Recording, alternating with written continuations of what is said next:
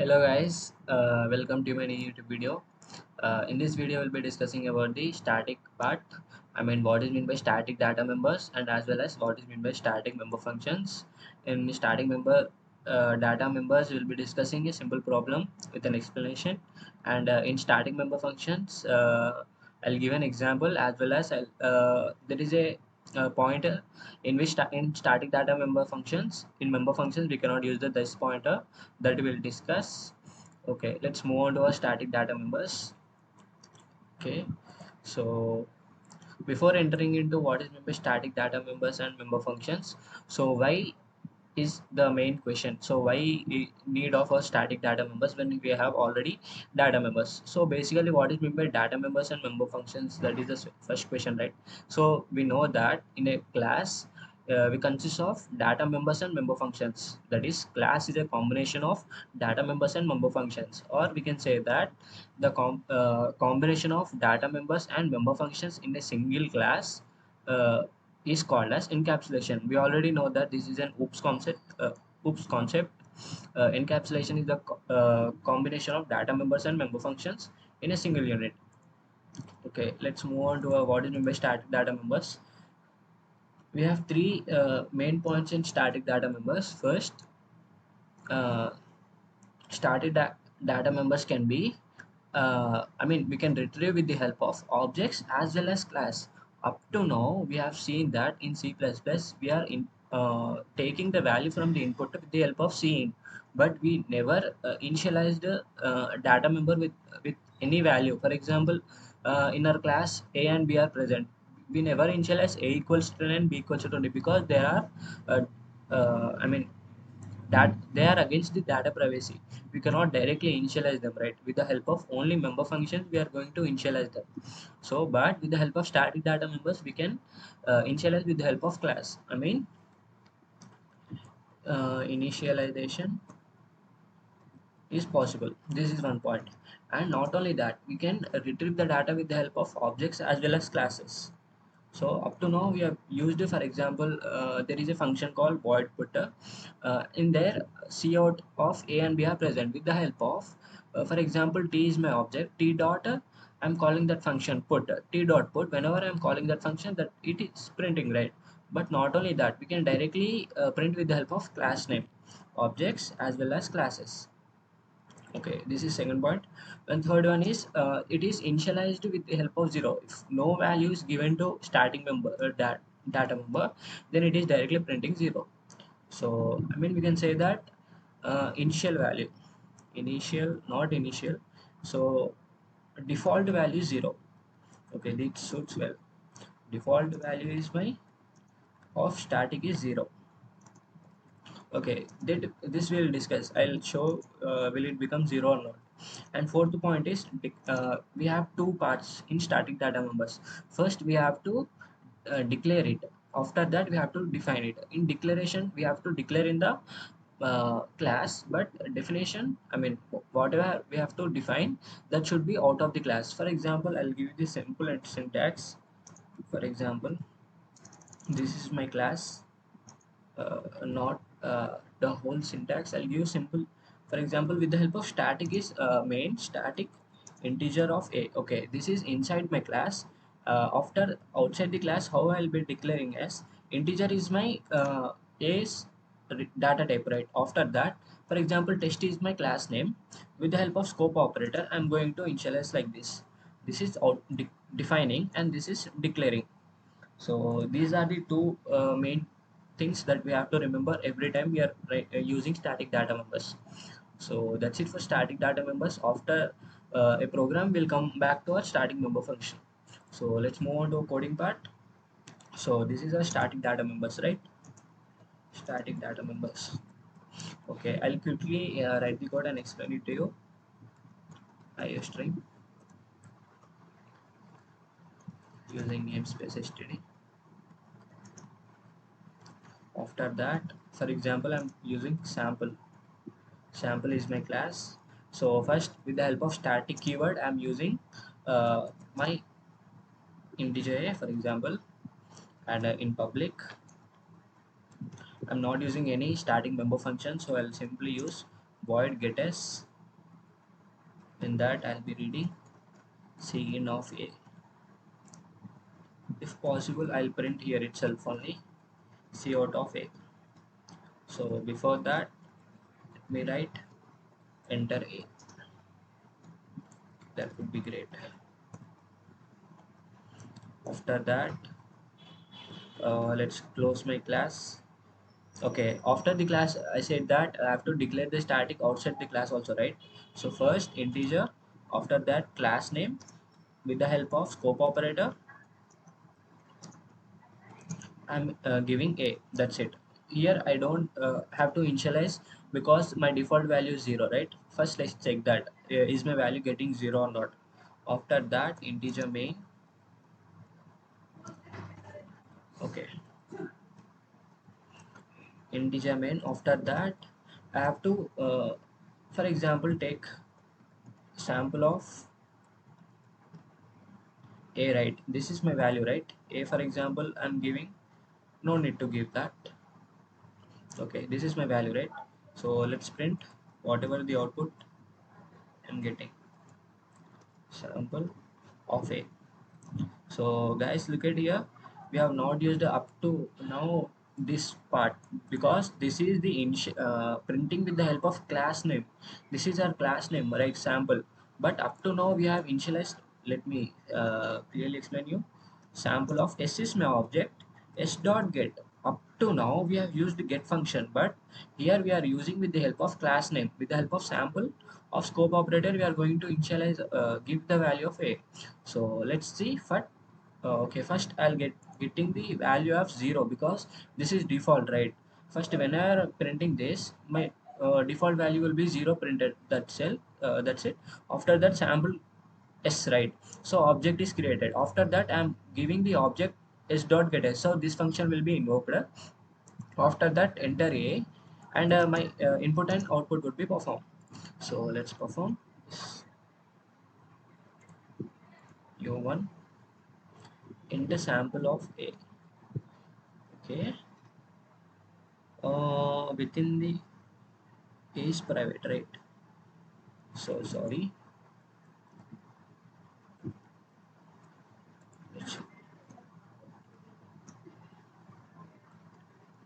Sample,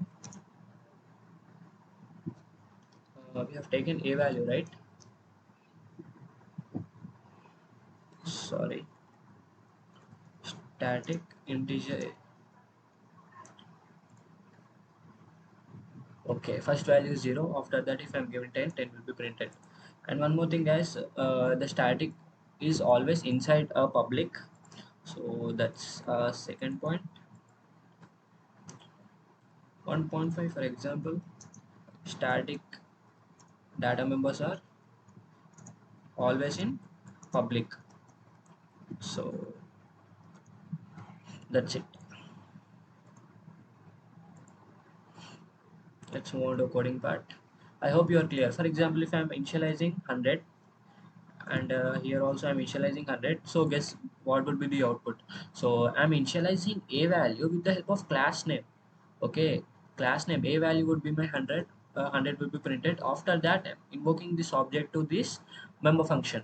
So of whenever I'm giving this value, this c out a will be printed. So first 100 would be printed, and then I have to give a value.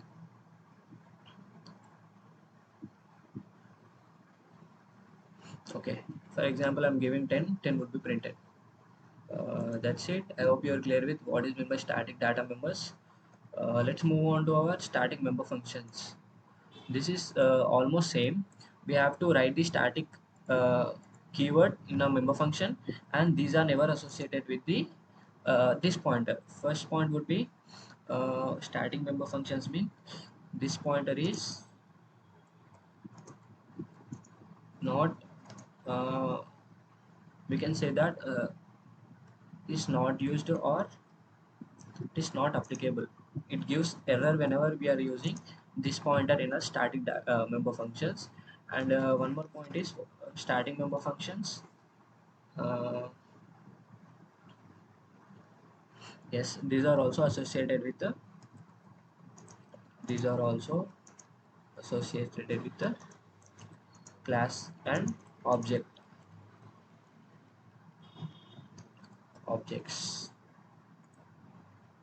Mm, that's it. Let's move on to our starting member functions code. Starting member functions. So let's take a simple example of a big function. Okay, so first, the basic simple process stream using namespace std. After that, class of, for example, I'm taking class as check. Okay, in public I have to write, for example, static. uh, there is no need of declaring. In void, in our this function only will be giving a and b values, but we have to write right. Okay,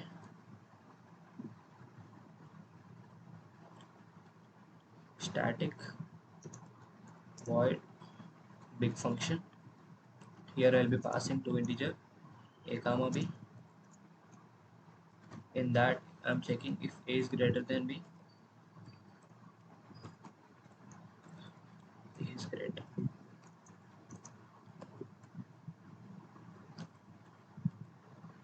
big,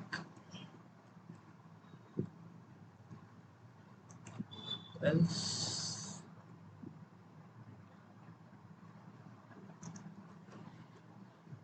if a is less than b, right, then my b would be c out b is big, else c out both are same. Okay, up to here everything is clear, right? So this is my static member function. In that I have written a simple if else code block. After that I'll simply call the static member function of check. Okay, integer main.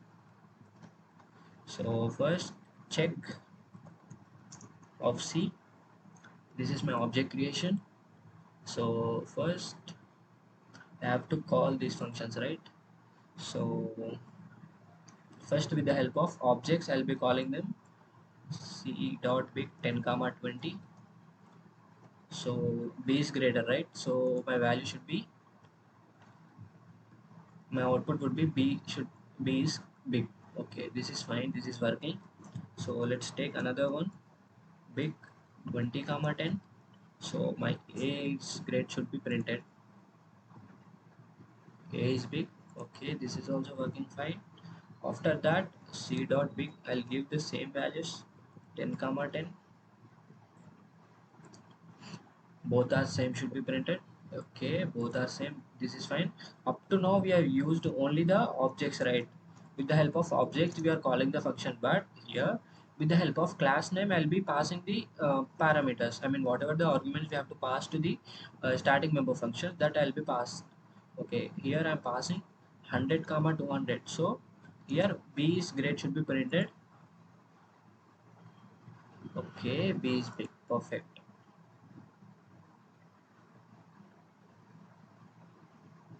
Let me write an endl here. Guys, I hope you are clear. Up to these three are object, I mean, with the help of objects we are calling the static member functions, but with the help of class name we are calling the static member functions. Check is my class with the help of scope operator, and then big, we pass 200 comma 100. So my output would be a is big. After that b is big. After that a is big. Okay, let me write here, c out. From here, class through class we are passing, through class we are passing parameters. Okay, that's perfect. So let me pass another value. With the help of check is my class name, and big is my starting member function. Okay, 100 and 100. So my output would be both are same. So up to now these are the member function that with the help of objects, and from here these are the with the help of class. I'm passing the parameters. I hope you are clear. uh, I've said that I'll be discussing about the static member functions, this pointer, right? Because this pointer is not associated with it, right? So let us check if it gives us error or not. Okay, up to here everything is same. So no, almost up to here is same. Let me just take the data. So yep, for example, this is not needed. We have to only check this pointer is associated with it, right, or not, right? So this dot, for example, x would be my a. This dot a equals to, for example, b. Sorry, this would be my x, or y, my x. The help of this dot b would be my y. Okay, and my static data members are enter a comma b. Okay, so let me pass the parameters c dot big of 10 comma 20. So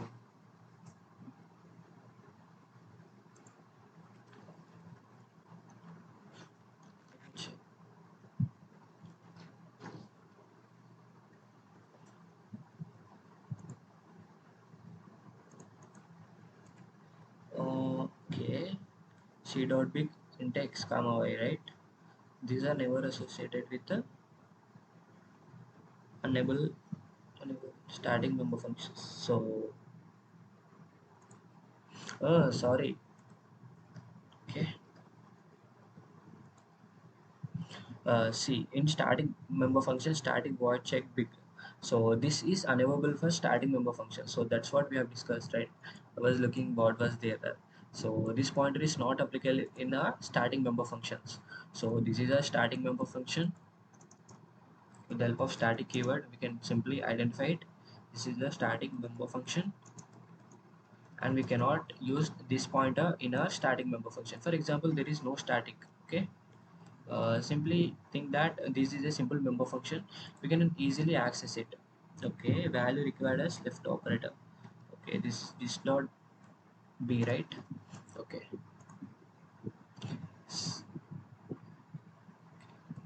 let's put let's remove this to integer a comma b. Okay, so see guys, there is no error with a function. So if I want to print a comma b,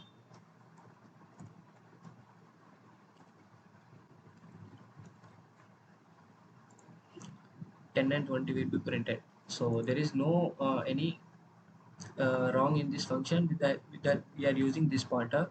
But whenever I'm using static keyword in my member function, static keyword, so there would be a problem because static this pointer is not allowed. So that's what our main motto was. So that's it for our video, guys. I hope you liked. I mean, you have understood what we have discussed about what is meant by static member function and static data members. If you have any doubts, please let me know in my comments. So that's it for our video. If you like this, please like and share and subscribe. Thank you.